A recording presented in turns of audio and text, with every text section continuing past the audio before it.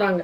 இங்க 40 வயதுக்கு மேல கட்டுப்படுத்த முடியலையே அப்படின்ற ஒரு விஷயம் ஏன் தோணுதுன்றதுக்கு ஒரு சின்ன எக்ஸாம்பிள்.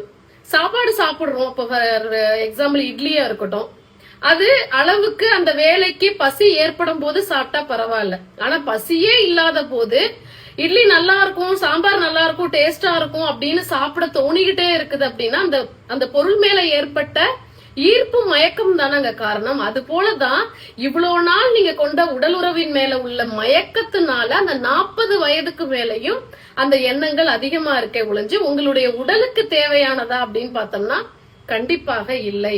உடல்ல 40 வயதுக்கு மேல விந்து உற்பத்திக்குமே பாத்தீங்கன்னா அது உபரியானதா இருக்காது, ரொம்ப அதிகமான உற்பத்தி இருக்காது, தேவையான அளவே தான் இருக்கும்.